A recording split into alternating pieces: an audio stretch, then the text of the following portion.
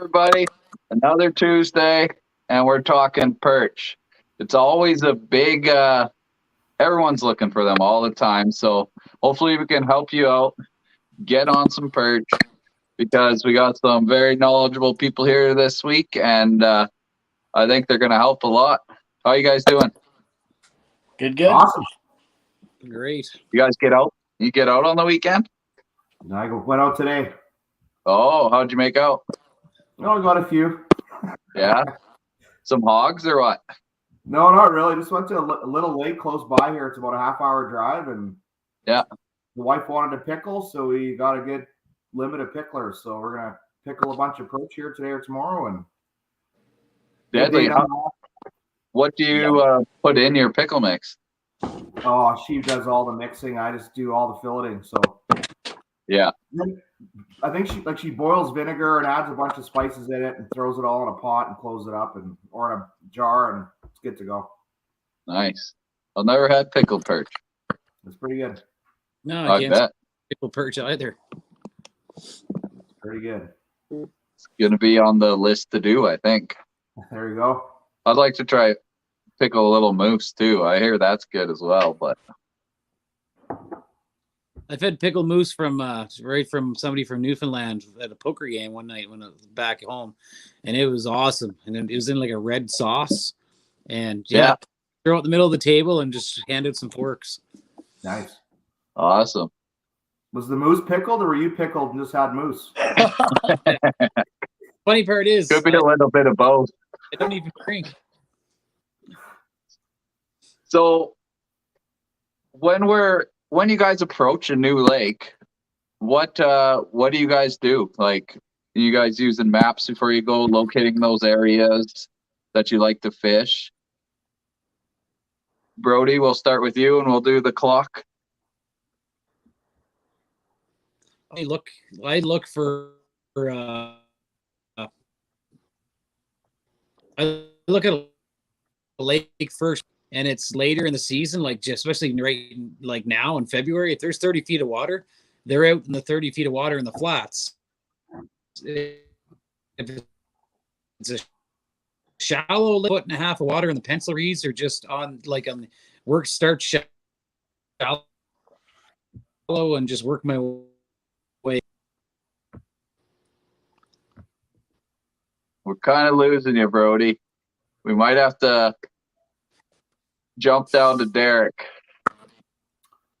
Yeah, I'm not sure what Brody said, but the old school way we used to do it is just go to a lake, find a point close to weeds or close to shallow bay, and literally just walk until we couldn't walk anymore, until someone got a bite. I mean, that's really how we did it. Just cover lots of ground. I get people calling me all the time. It's like, I'm going to this lake. Where should I fish? I'm like, well, here's what I'd start. He goes, well, what depth? I'm like, well, it depends on what depth they're swimming at. I mean, it could be 5 feet, could be 30 feet, could be 10 feet, could be what I've been really dependent on lately is the mini AquaView cameras, or the mini cameras. Yeah. It speeds up our hunting time. So literally I will not drop a hook until I see a perch. So there's a lot of times where we'll get there at first light, and I'll be drilling and dropping camera till like noon, 1 o'clock in the afternoon, till I actually drop a hook. And then once you locate that school, it gives you a good map of the lake. So you know, if you go to Lake A and you find them in 12 feet, chances are they're going to be if you're going to try different spots, they're going to be in 12 feet that day. That's just been my experience. If they're super shallow, they're going to be super shallow that day. They act a lot like walleye do in the summer, where if you get on a good bite at 16, 17 feet, you can pretty much go across the entire lake and focus on that area. If I'm hunting a new lake and I kind of found a place I want to go to, then I'll basically start shallow and drill deep. And if I start getting a few bites, say at 9, 10 feet, I'll go like 12, see how it goes. Then I'll fan out to either side till I find the center of the school. A lot of times you'll go ice fishing and you'll catch one, and like, okay, where are they all? You catch two, and then the bite kind of dies. Well, I go back into hunting mode immediately. The school's around, but I'm just not in it. So I'll move and I'll move and I'll move until I find that school again. If you fish with me, you'll rarely see me sitting for a perch. Patience in perch fishing is for doctors. There's no I do not have patience. I can't sit on a hole for more than 5 minutes if I'm not getting fish. I got to always be on the move and hunting for that next school. Yeah, for sure. So you were saying you start shallower, then move deeper, or It can go either way. A lot of times you go on a new lake and you think you're shallow, but you'd be in 25 feet of water. Yeah. So to me, that's about my max depth that I'd want to fish for perch. I know there are deeper, but then I'll go from 25 in. Or if I start at a point where I think I'm deep but I'm shallow, then I'll work deeper. So there's no real rhyme or reason the way I do it. I just like, okay, this looks perchy. Let's drill a hole here. Sometimes you get lucky right off the bat, and there they are. But if I'm in like 25 feet of water, well, then I'm going to go move into the shallows. If there's nothing there, then maybe I'll start exploring a little bit deeper. But normally, I don't catch perch in anything more than 20, 25 feet at max, in my experience. I know other guys. Are you fishing more sand flats or like a mixture? Because at that depth, you're probably pretty sandy. Yeah, more of a mixture. Yeah, like sand flats or mud flats. Yeah. When you drop the camera down, you'll see like a lot of they look like little lines coming up off the bottom from stuff that's been hatching under there. I don't know if it's redworms that hatch but a lot of times you drop your camera down and you'll see just a different type of bottom. It's got that hard to explain what they are. They almost look like little reeds about that big that come off the bottom. To me, it's kind of where I have my best luck, but that's not what I hunt for. I literally hunt to see the perch that I'm fishing for. Yeah, if you don't mark a fish, there's no reason sitting there, right? No, and then I see someone put on the chat, it's like, well, how do I catch a perch bigger than 8 inches? Well, if you're in a lake that contains perch that are bigger than 8 inches, then you're hunting for a different school. Don't sit in a school of 8 inches and pound away thinking you get a big one. Maybe those big mamas are in shallow, or maybe they're out deeper, but keep hunting till you find that school of perch that you're going after. Yeah. So Brody, it looks like you have a little more reception. Yeah, I ran in the Wi-Fi on. Oh yeah. Have you used the live scope for locating perch? Because you're the more tech than Derek by the sounds of it. In our earlier conversation. No, I don't have any fancy stuff like that. I just use a Helix 7. I do have a camera, but I just use the Helix 7, and I don't know. I'm in the philosophy of I don't drop. Like if you're gonna drop a camera down and to look for fish, as Derek does, I'll just drop my hook down for 30 seconds, and if I mark a fish, I'll stay. But if I don't mark anything in like a minute or two, I'm gone to the next. Yeah, that's the same as I'll do. I'll throw the Vexlar down, then if I'm not marking something, there's no reason to throw a camera for myself. But that's just the run and gun, because if I don't see anything right away, it's so much easier just to use the Vexlar, I always find. Yeah. But Aaron? I do see what Derek's like. If Derek's with a couple guys and they all have cameras, yeah, they just go like one or two guys are drilling and a couple guys are looking, and they'll just hunt until they find the school instead of like, because they're on a mission. Because I know Derek, he's usually on a mission. He doesn't sit for like more than 20-30 seconds, and he's like, I gotta move. And that's why he produces big perch all the time. Yeah, you got to keep moving. Yeah. Aaron?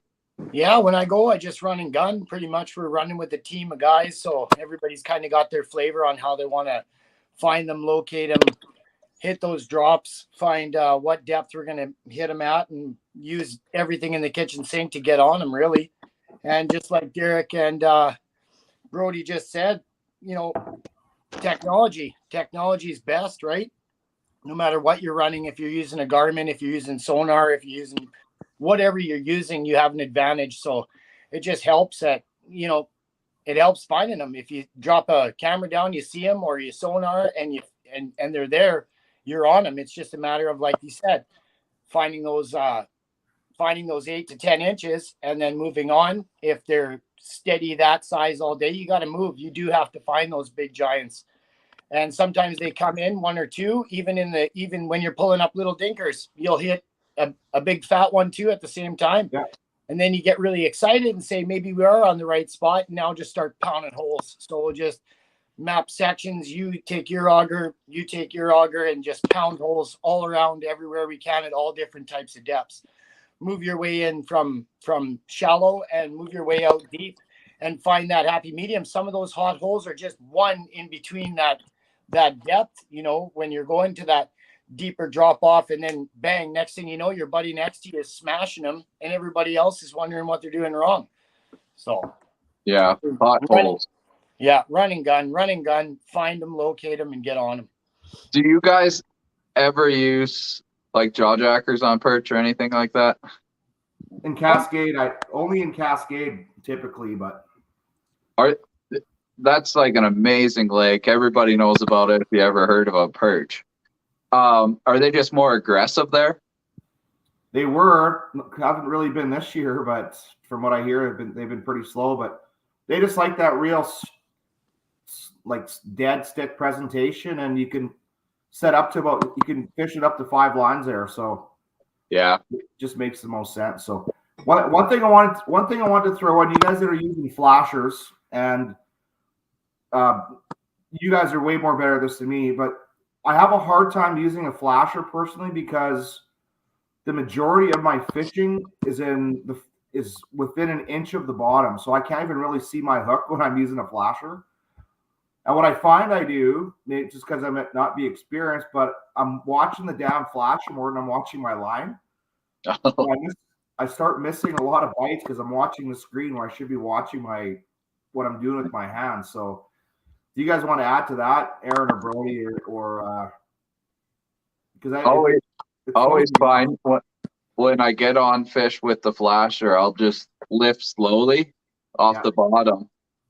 And if that fish is active, they're going to come up with that hook usually.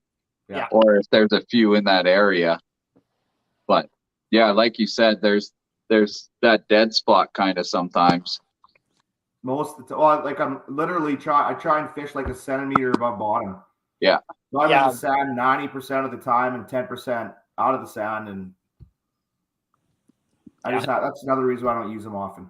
I'm opposite of Derek because with I don't use the flasher mode on the Helix 7. I only use the sonar because I can't see a lot of reaction from the fish with a flasher versus looking at the sonar screen. And you on the Helix 7 and the 5s and probably the 9s, you can actually zoom in on just like bottom section of the lake. So if there is days where it's high pressure and the fish seem to be like pressed right to the bottom, like you said, like you're just pounding sand, like you're going after Lakers or burbs, you know, and you can get them stirred up. But then I'll always fish like 6 inches off bottom because I'm trying to attract the fish that are off in the distance, the ones that are searching. And if there's active fish, they will just come flying over and just like smash it. Mm-hmm. But I like using the sonar also mainly because you can tell when you're on a nursery of baby fish versus a couple of nice big perch. Because I was just on a lake just the other day. Actually, Craig Gordon, who's in the comments, he was there fishing like down the street from me.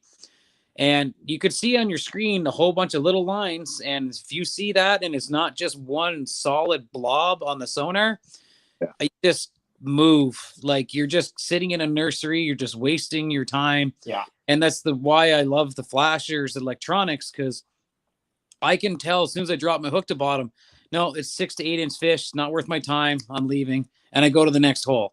But if you don't have a flasher there, or I use the sonar, then you can't tell if there was a fish there. Some guys will just fish a hole and be like, oh, there's no fish here, and then move. And then I come over to the hole, drop my hook down, and I can see a giant mark, like a giant perch down there. And then you just have to figure out what he wants to hit.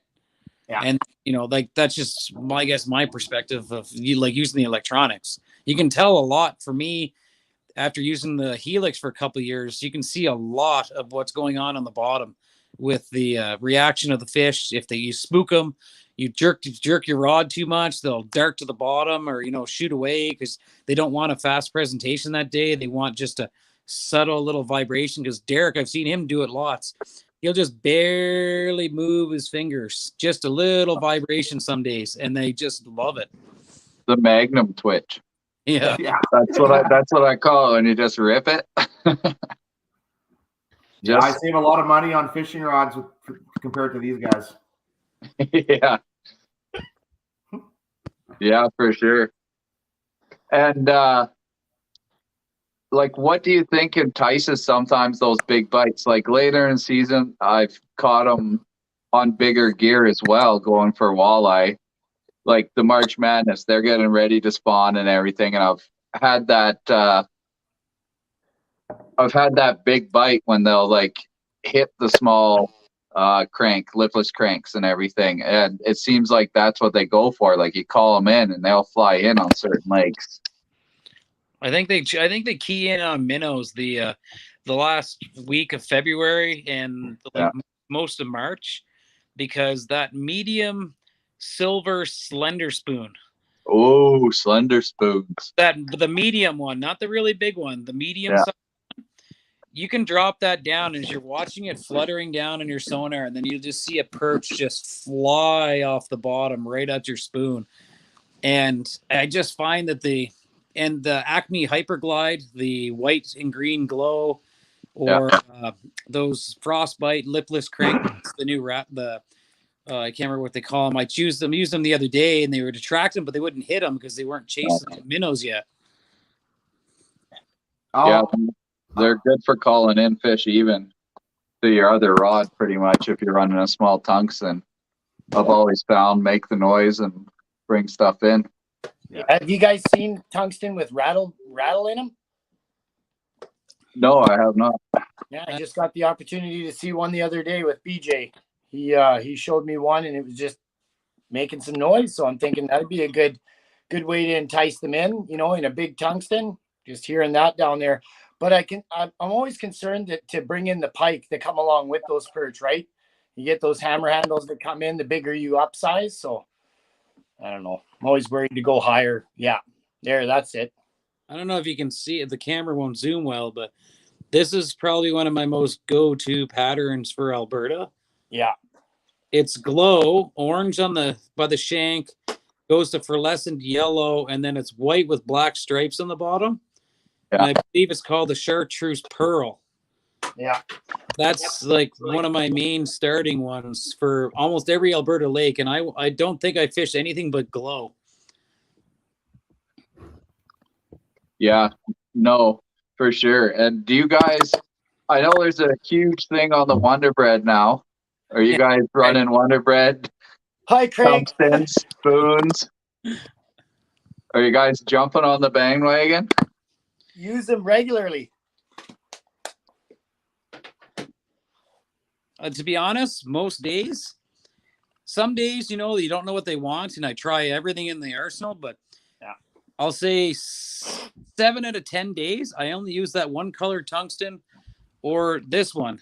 That's white glow on the bottom with a dot of orange, and the top is pink. Yeah, those are excellent.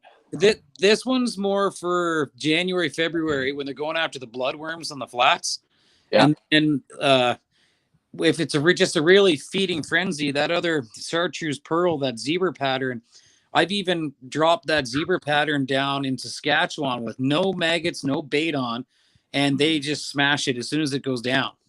Yeah.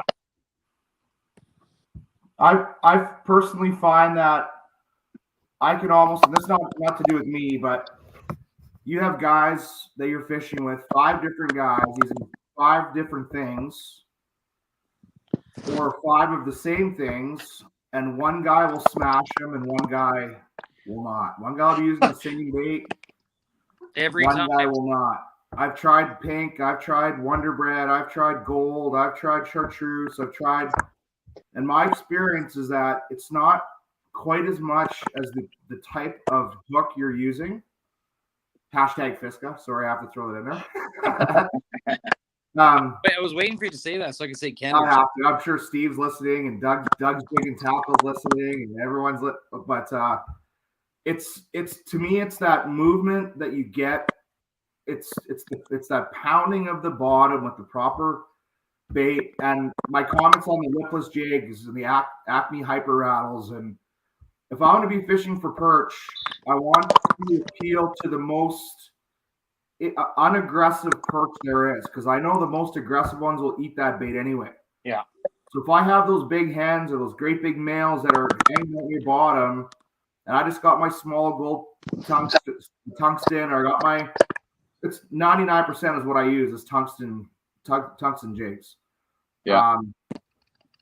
It's the way that you move the bait, and it happens lots. Or I'm smoking him, and I give my hole to a friend of mine. I'm like, well, here, I got him going, and then I'll move and just grab his line, and he won't catch nothing, and I'll smack him, and then not until I kneel down in front of him and say, okay, jig it. And he's like, I'm like, no, you're doing the wrong jig. It's vibrate. It's like, stop and watch your line. Stop and watch your line. And then all of a sudden the line goes slack. I'm like, you got a fish? He goes, no, I don't. I'm like, it's visual, man. 95% visual. So as soon as you get that, and you guys can do with your rods too, I'm sure. We just kind of turn your rod to the side, but it's got to be that pop, up and down is not how you catch big perch. In my opinion. Okay, you got to have that vibration no matter where in the water column you're at. And to me, 95% of people that can't catch fish or perch compared to the 5% that can, it's how they get that pop going in their line. As a matter of fact, I can't do it with 3 or 4 pound test. I got to go to 6 pound because I get such a better feel with 6 than I can with 4 and 3. It just years of narrowing down my favorite line and how it feels in the water. And to me, that's the biggest thing. Before you go blow a bunch of money on the Acme stuff or the $8-9 perch baits, just get the wiggle down first. The wiggle is a huge difference. Like you got to imitate just that little bait, just swimming that invertebrate, just kind of wiggling along the bottom. Just sending little vibrations through the water. Definitely. And if most guys, if they're doing this, not natural. See is a hook going up and down instead of feeling that pounding on their lateral line. It's not natural, the big jigs. If you want to see how little movement you need, stick a camera in the water, get your jig in front of it, and people think they got to move it like 6 inches up and down or rip it like they're fishing for walleye. But you literally, it's only like ½ inch max, like up and down, like just a jiggle. And you don't, like, I watch guys and they're ripping like this. I'm like, I might do that if I'm bored and I'm trying to call them in. But if you see a fish on the screen, it's just, you're just doing just little vibrations. And once I mark them on the screen and I see them like they're right up to the hook on the sonar, I don't look at the sonar anymore. As Derek said, you're just watching rod tip, and even the curl of your line going through the water and the slush. If you see it just go straight, then you set hook. It, like, they don't always just smash. Sometimes they're mean and they just hit it. It's a fun day, but sometimes it's only like a couple millimeter movement on the rod tip, or just taking the curl out of your line. And like, I use 4 pound because I like to be able to feel the tungsten like really bounce on the line. Yeah, for sure. Derek, do you run a leader with that 6 pound line? I do not. No, I just tie directly 6 pound fluoro directly to the hook. Yeah. Yeah. Nice. Hey, Greg. I like that P-line. It's in a black and silver box. P-line fluoro clear, I believe it's called. I just use whatever's a Canadian Tire, Berkeley pound ice line. But as long as it's ice line, because regular, if it's not ice line, it definitely accumulates way more ice on your line when you're jigging in a hole. And I never use braid, just for the fact that when you're out hole hopping in -30, -40, because 99% of the time I don't sit in a tent. Right. Yeah. I use hand warmers and 509 snowmobile gloves and just hole hop. And I don't usually hide in a tent unless it's like really windy. Yeah. Yeah, for sure. What's your go-to lure when you're searching? Like, what are you gonna go noisy, or are you just going to go small? What do you guys do? 5mm tungsten every time. Yeah. And that chartreuse or the pink, depending on what time of year it is. Yeah, same. I don't change. Yeah. No? Same here. I go 4 mil. I start off with 4 mil just to see if that bite's hot and entice them just to get a wider range. And if I can get them on 4, I can get them on 5 just to see the size, right? Start off with my 4s. And then sometimes even if I get too many on the 4 mil, I'll upsize to 5. So yeah, winning. Yeah. Yeah, no. 6 is good too if you're going a little deeper water and the bite's hot. Yeah. Yeah, if you're fishing deep water, that I can't fish 4 mil. Like once you're past like 12 feet, it's just the buoyancy of the line. The 4 mil just doesn't have especially when the bite's hot and you want to get down there fast. Yeah. 4 mil just does not do it. That's why I gave up on 4 mil a few years ago and just sold everything that I did have because I just couldn't stand being in 30 feet of water, especially if you're lazy and you didn't punch the slush out of the hole and you want to smack. You actually got to clean the slush out to get your tungsten to even go through it. Agreed. And once you find a big fish, are you going to stay in that area, or are you going to catch that one big fish and move on to a different, or are you going to wait for, like, I always find there's 3 or 4 big perch together that kind of roll through in certain lakes I've fished. But then that's like southern BC I've fished, and you get 3 or 4 big fish come through, then 10 minutes later another group will come through. In Alberta, it seems a little more sporadic, and you kind of got to look more for those bigger fish.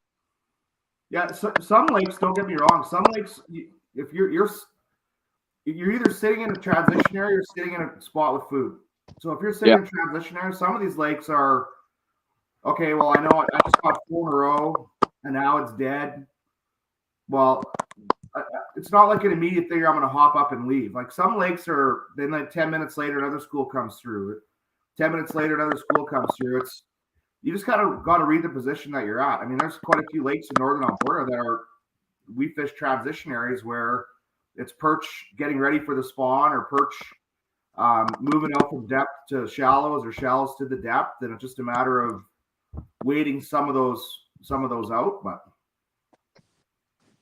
does anyone run those chain stingers for the short bite? Never. No.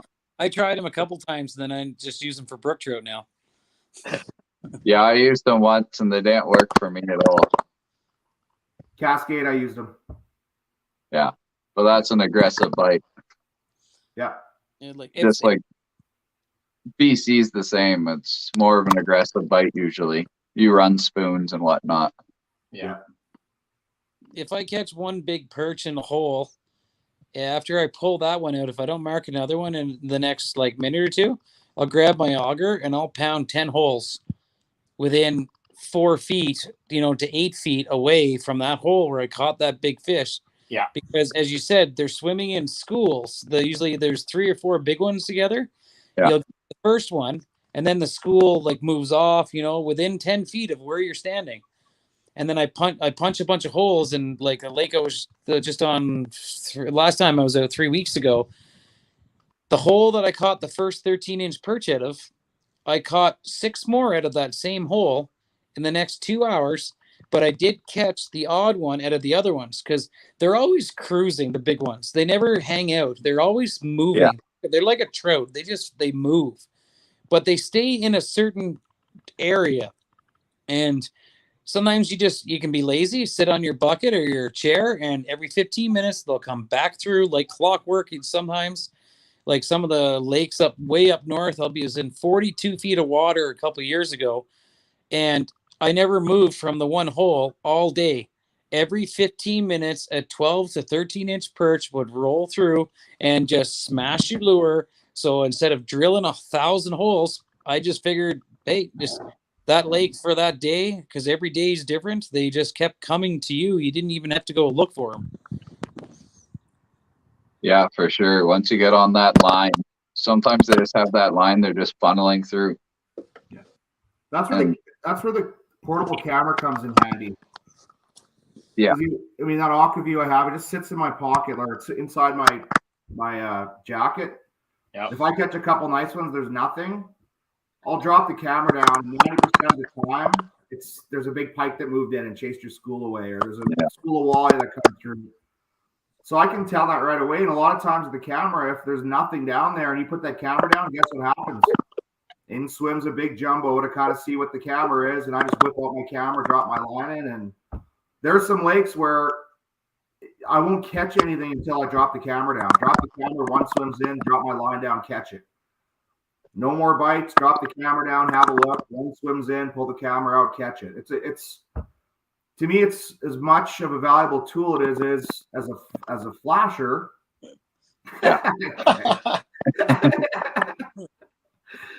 Oh shit!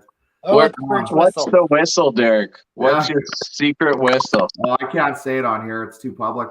The whistle's not the problem. It's me having to put my head underneath the water to blow it properly. That's the hardest thing. Are you going to start manufacturing them for the general public? Yeah. And another point to the camera, though, is that a lot of guys like to set up their cameras.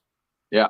And you'll see lakes where they're coming in, fins up, and a lot of times affects the bite as well. So for me, I don't usually fish with the camera. I use the camera to locate, and then I fish visually. I don't leave the camera down there because I find in a lot of times, in a lot of cases, it affects the way the perch actually bite the hook. They get nervous. Yeah, I'll use it to locate, then I'll pull it out and fish because a lot of them come in fins up when I have the camera down. Yeah, for sure.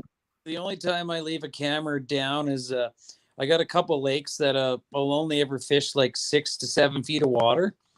And especially if it's cold out and I just want a relaxing day, I'll set the camera up just far enough away so I can just barely see my lure in the water. And the big perch in most of those lakes, like the big ones, they're like walleye. They're not scared of crap. Oh, yeah. And it's fun too. They'll just come in and smash it. That's why I like that Acme Hyperglide, because it was when they're chasing those minnows this time of year. One day I drilled my 2 holes, one for the flasher, one for one for the camera and one for my lure. Flipped my tent over, and within 15 minutes I was flipping the tent back over because I already had a limit of jumbos that just a giant school came in with the Acme Hyperglide, and was just one after another within 10-15 minutes, and pack up my stuff and off the lake I go. Yeah, just coming hot and roadhouse everything. Yeah. But you have a lot of trips that you don't have good days like that. Yeah. Everybody assumes that we have glorious days, but we put on, I'd say, it's like 2 out of 10 trips where you'll have an easy day like that. If you're lucky, even 1 out of 10, that easy. Most trips are like you're half to 3/4 of the day to get your limit and you're working for it. Yeah. Yeah. Yeah. Oh, good size ones. Yeah. What, I know this doesn't really apply to Derek, but what are you guys running for rigs? For your rods and reels? My favorite is the Fishing 13 snitch rod. Yeah. With that nice orange tip for the sensitivity. Yeah. That or just anything that's an ultralight and 26 to 28 inch max. I don't like long rods, especially if you're hole hopping and if you get a big perch on, you don't want to risk losing it because they like to wrap up in your transducer. You want a short rod so you can easily reach over and pull the transducer out of the water. And Black Betty free falls or those Kamuki reels from Steve W. Craig, they're all from the same factory. So you're not like you could whether it's $60 or $120, they're all from the same factory. It doesn't matter. But I just like those reels because they have a very fast retrieve versus a spinning reel. It's just the way the gear ratio works. Yeah. Yeah. Yeah, that right there. Yeah. That same thing was what you're talking about there. Yeah. I found it really nice action. Like you just pop that button and it drops down pretty quick. So and the Masuda rod teamed up with that. And like you said, Craig Gordon, he's on here, he's listening. He's the one who actually brought that to my attention about that 45-degree angle on that rod, that a guy could just hold that and you could feel those bites. Like you could feel those good aggressive taps. Sometimes that bite's really, really slow and really, really subtle that you got to be really paying attention. And I felt them right through that rod. But I mean, on the other hand, that tip on the end of the 28 light is just crazy. So you do see those odd pulls at times where you could just pull right up and you got your fish on. But yeah, 28 light Masuda Blizzard series. I like that. That rod, I've been using it for about a year and a half now, and I've had nothing but good things to say about it. I like the action on it. This is a 235-pound heavy right here. Exactly. I bet you. Yeah. It looks pretty stiff. It's got no movement. Yeah. Yeah, no, I got a couple rods, but like I have the Masuda too. I haven't used it yet because I was gonna go for perch last weekend. Never happened. We got on some monster pike, so Yeah. I tested out some other gear. But these new Pissy Fun Carbon X's are pretty slick. You got a sweet drag on them for that light line. And the Lunker Hunter, I don't know, man. I've always liked these since I got one my first trip to Lake Winnipeg in a medium heavy, but they have the light now too. It's pretty much like a pickle. Same format, that flat kind of rod, but super sensitive. Always have your finger on the line. Pull it up against there because you'll just feel that vibration with a Carbon X 500. And no, they've always worked great. But that's like 4-pound line, keeping it small. Keep your finger on the line just for that vibration. And then you can just work that bait too. Just like Derek does with his magnum fingers there he's got. But yeah.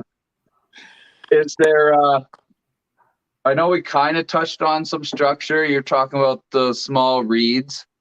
Do you guys ever get into the heavier reeds? I know there's a few guys that like to get into that thicker stuff and like drop in the holes. You guys ever do that in that shallower water? Not a lot, personally. There's a couple lakes where literally I'll go drill in the pencil reeds, and there's only 1.5 feet of water below the ice, and that's the only place I could find the jumbos in March. And then other lakes, kind of similar to what Derek was saying. This one lake that I fish quite often with my kid because it's closer. You literally would go to where in the summertime there's 8-foot reeds that are like weeds, big leaved weeds that grow from the up right to surface in 8 feet of water. In the wintertime they thin out a bit, but there is still like little tiny weeds all over the place and tall ones, and I'll drill and sit right in those weeds. Yeah. And those big perch will just cruise through there and like just groups of 3. Yeah. Yeah, I do those shallow weeds in the summertime off the kayak and just sight fish them right from the top of the kayak. You can pretty much see them straight from the top. It's pretty nice. And they're fully loaded in the weeds quite a bit. Like you just drop your tungsten down right on top of those weeds and they're coming up, and then they're seeing what's happening with the even slip bobbing on the edge of lily pads and all that kind of structure is good. But I guess it boils down to they are where they are. I mean, if you're hunted all around, you can't find nothing, then get creative and go. And we've had times where we're fishing in 7-8 feet of water in March and never caught nothing. And I just grabbed my auger by sheer shit luck, went in shallow and found him in 3 and just pounded him as fast as I could put my hook down. Like they are where they are. I mean, they have a tendency to get shallower in March as we get closer to the end of March, but they could be in 20 feet still. They could be in 4. They could be. They're going to be where they're going to be. I just like something to come out. And Jay Holman is actually telling me about some bug that he's using, and he's just dropping down. And he's saying guys aren't having to buy maggots anymore, so I can't wait to see those or test those out. So that'd be pretty fun. Like I would just love to not have to put a maggot on and then drop back down again. It'd be a matter of hook it, keep it, throw it back and drop down again as quick as possible without having to do anything. They're hard to find. Yeah. But old guy that I work with lots, his go-to is the Berkeley Power honeyworms. Ooh. And they're very hard to find. I have quite a few packages of them, and they look like a little bloodworm almost. They're I don't know, about 3/4 inch long, and they got like little nubby legs on them. Okay. Pretty much what I got shown. What are they called again, bud? Berkeley Power honeyworms. Okay. It's hard to find them in any store around here. I had to get them off of Amazon, and I always have them in like on hand just in case I can't get like live bait. Because I'm an avid, like, there's 3 types of baits basically in Alberta: maggots, mealworms, and then derrick shrimp. Yeah. Yeah, you betcha.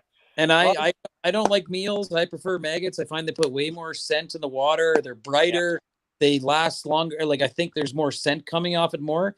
But Derrick goes the old school traditional way of natural forage. And 85% of the lakes that you fish, if you pull out a bunch of greenish freshwater shrimp, that's what they're living on half the year. Yeah. If you grab a big enough perch and squeeze them, you could squeeze the shrimp out of their assholes like toothpaste. Just put it on your hook and drop it down there.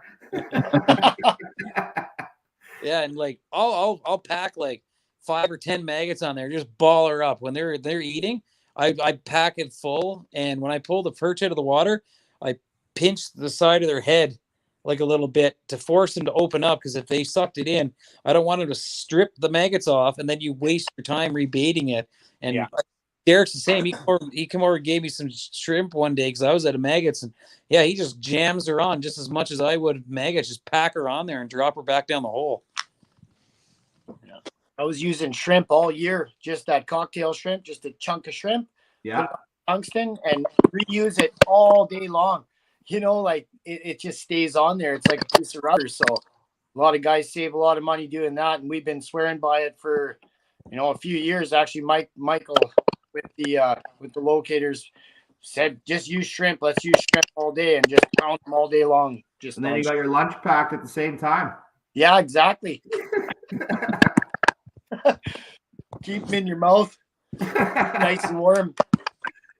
Yeah, no, maggots. I've always used maggots. Yeah, they've always been the best for me.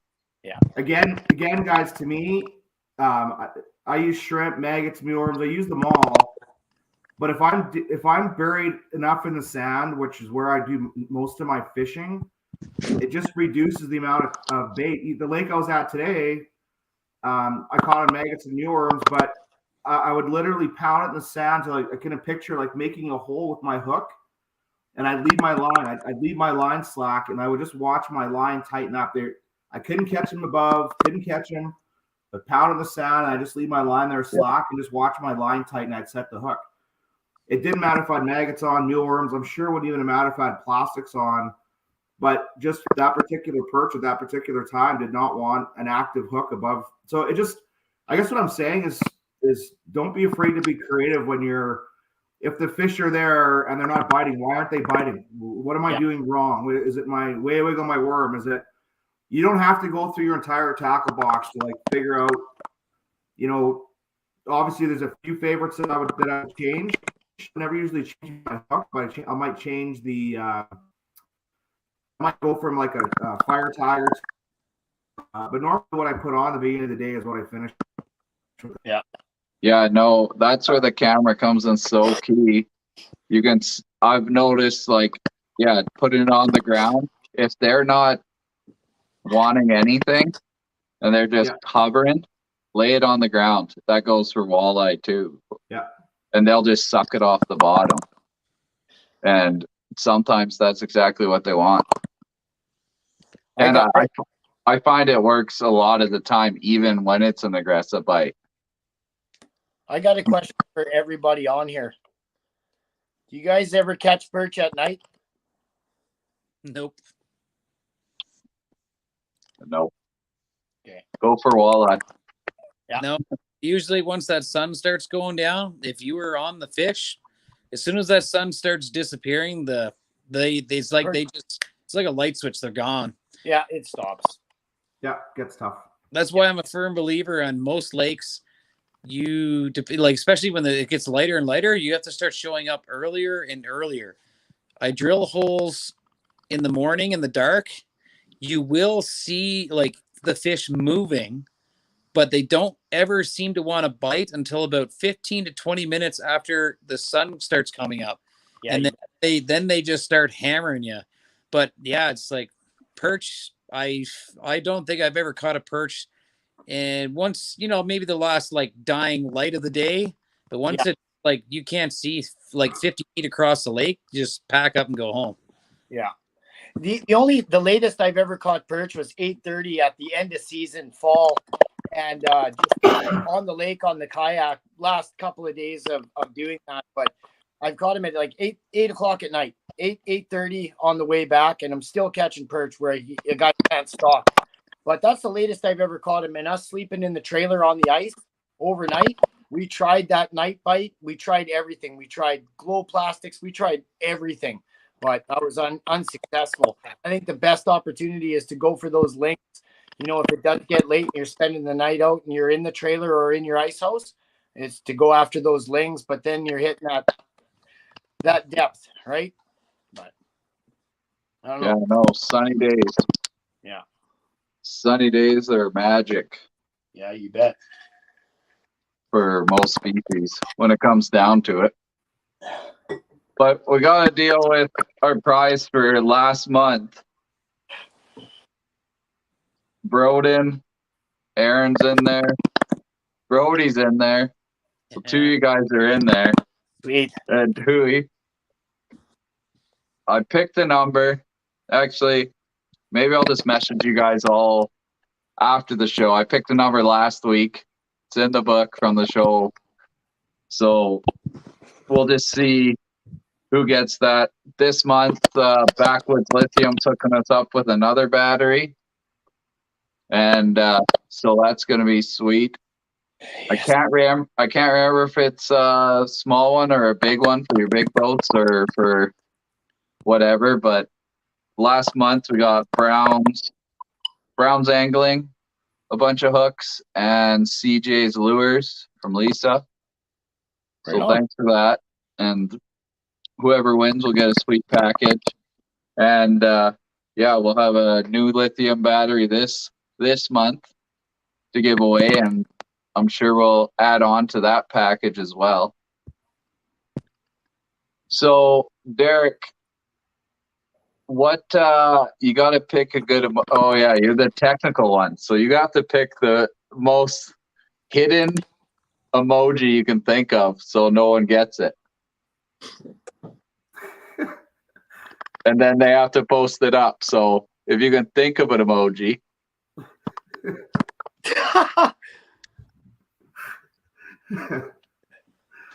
Oh, he's not an eggplant. That's what I was thinking of. I know you were. I can see it in your eyes. That's the only one I know. I don't emoji. You got to emoji.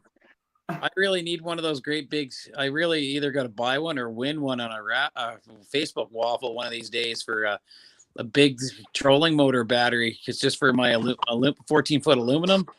Those couple trout lakes that I go to, like I bought a $350 like battery meant for it, and okay, I got one.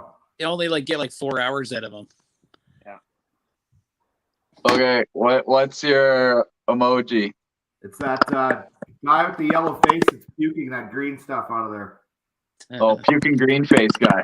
Yeah. Yeah, Brody, I got a sweet battery. I think it's a Viper. I can't remember. I took it to BC for all the perch and bass lakes down there, and it worked all day. And I didn't have to charge it that night, but I charged it anyways. That guy. Oh. Yeah. Oh, that's not the puking face. That's the there's green that face. thing. He's about to. He's Was I supposed to give to. that away? Anyways, Broden did the pukey face first.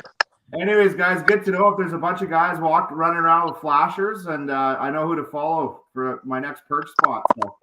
Yeah. That's why I like the Helix 7. So when I'm following behind Derek, I can mark that spot. Oh, mark that.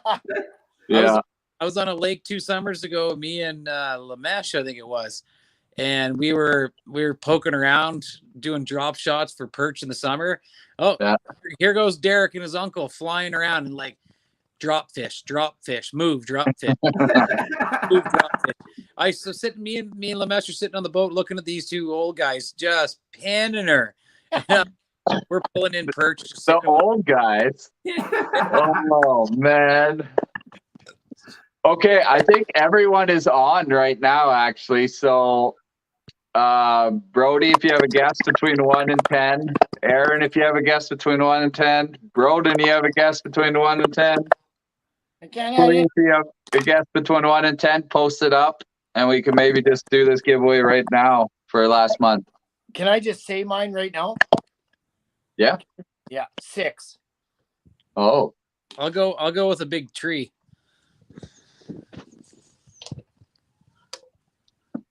I don't know if we're gonna have.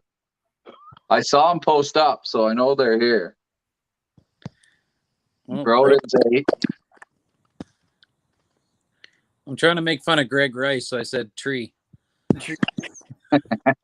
Hey, you're making fun of us Frenchmen too, saying it that way. So what? I've only ever heard newbies say tree. All right, Aaron got it. It was 6, dead on the money. This guy right here. Yeah, I'll go back to the date, the 22nd. I wrote down 6. Yeah. I don't know if you're gonna see that, but it's right there. Sorry, everybody that's not on the show. I'm the biggest fan. But I'll get that out to you. Okay. I'll tell Lisa to send you that other package she has as well. So. Right on, man. Well, thank you very much. Appreciate that. Awesome. Yeah, I know we got a great lineup this month. We got next show, Adam Turnbull, Colin Campbell. I'm talking big pike. Right on. And then maybe we're talking greenbacks with a bunch of buddies out west or east there. Some heavy hitters out there. Then we have some of the best female anglers around. We got Lisa, Tash, and Amber on. And it's going to be banging for March Madness. There's a lot of good tips coming. You guys got anything else you want to add? Any secret tips, locations, GPS coordinates? I'm headed to Lac La Biche this weekend. There's no perch there. No perch there, but No. There to the Lawrence. Just walleye, pike. Just walleye and pike. There's some big whiteys in there, though. Yeah, looking forward to it. All right, gentlemen. Thank you so much. Thanks for having me on. Yeah, thanks for coming on, Derek, Brody, Aaron. Stick around after if you want to have a chat. Better go buy your orders 50-50. I think it's close to $2 million right now. So. Oh, really? Yeah. Well, I probably won't win that. See you guys. Have a good night. Cheers, guys.